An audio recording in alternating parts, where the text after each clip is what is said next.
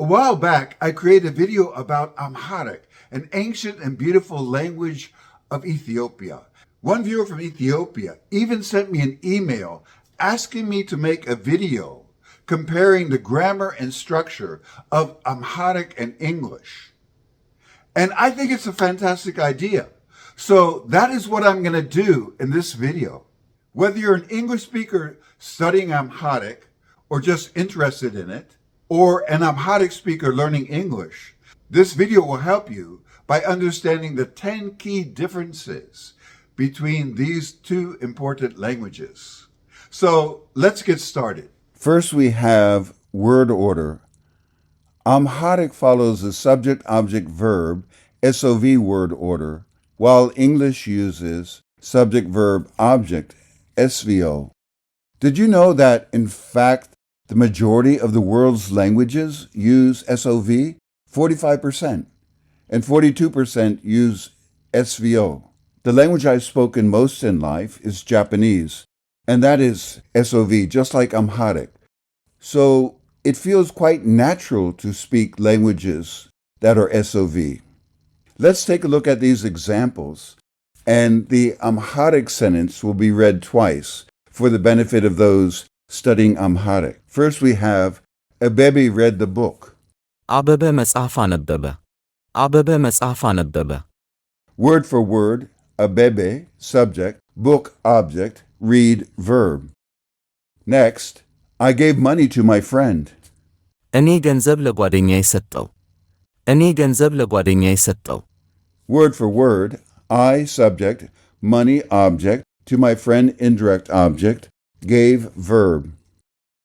And the third example, we played a game. እኛ ጨዋታ ተጫወትን። እኛ ጨዋታ ተጫወትን። Word for word, we, subject, game, object, played, verb. And now for the second feature, gendered nouns and verbs. In Amharic, verbs are inflected to reflect the gender of the subject, and possessive forms also indicate gender, similar to English's his and her.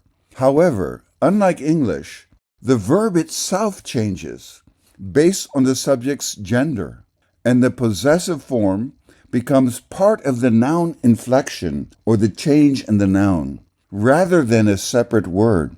In the first example, we have a male subject. He told his friend about his father. እርሱ ጓደኛውን ስለ አባቱ ነገር። እርሱ ጓደኛውን ስለ አባቱ ነገር። Word for word, he, subject, the friend, object, about his father, possessive, told, male conjugated verb. In the second example, we have a female subject. She told her friend about her father. እርሷ ጓደኛዋን ስለ አባቷ ነገረች። እርሷ ጓደኛዋን ስለ አባቷ ነገረች። Word for word, she, subject, her friend, possessive and object, about her father, possessive, told, female verb conjugation. Number 3, definite articles as suffixes. Amharic attaches definite articles to the end of nouns, unlike English, which uses a separate word, the, before nouns. For example, it is the house. ቤቱ ነው። ቤቱ ነው። Word for word, house, the, it is. I saw a child. ልጁን አየኩ። ልጁን አየኩ። Word for word, child, the, object marker, I saw. He read the book. መጽሐፉን አነበበ። መጽሐፉን አነበበ። Word for word, book, the, object marker, he read. Number 4, lack of auxiliary verbs. Amharic does not rely on auxiliary verbs like be or have to form tenses. Instead, the meaning is directly incorporated into the main verb. For example, Abebe has eaten an egg. አበበ እንቁላል በላ። አበበ እንቁላል በላ። Word for word, Abebe, subject, egg, object, ate, verb. She was sleeping. እርሷ እየተኛች ነበረች። እርሷ እየተኛች ነበረች። Word for word, she, subject, sleeping, action in progress.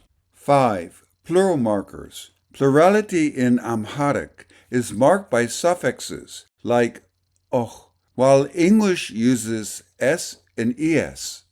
Let's take a look at the examples. I have eyes. አይኖች አሉኝ። አይኖች አሉኝ። The students excelled. ተማሪዎች አበሩ። ተማሪዎች አበሩ። 6. Verb-subject agreement. Amharic verbs inflect for both the subject and the tense, while English verbs only change form for tense and for third-person singular. For example, he went, he goes. So first we have the sentence, I went. እኔ ሄድኩ። እኔ ሄድኩ። Next we have the past tense, she went home. እርሷ ቤት ሄደች። እርሷ ቤት ሄደች። And you can notice how they're conjugated differently for I and she. 7. Relative pronouns and relative markers. In English, relative clauses are formed using separate relative pronouns like who, which, or that to link the clause to the noun it describes. In Amharic, relative markers like ye are attached to verbs or nouns to form relative clauses. Unlike English, Amharic does not use separate words for relative pronouns. Instead, the marker becomes part of the word structure. Looking at this example, the house where Bebe is was cleaned. አበባ ያለበት ቤት ታጠር። አበባ ያለበት ቤት ታጠር። Word for word, Abebe, subject, where he is, relative marker plus verb, house, object, was cleaned, verb. 8.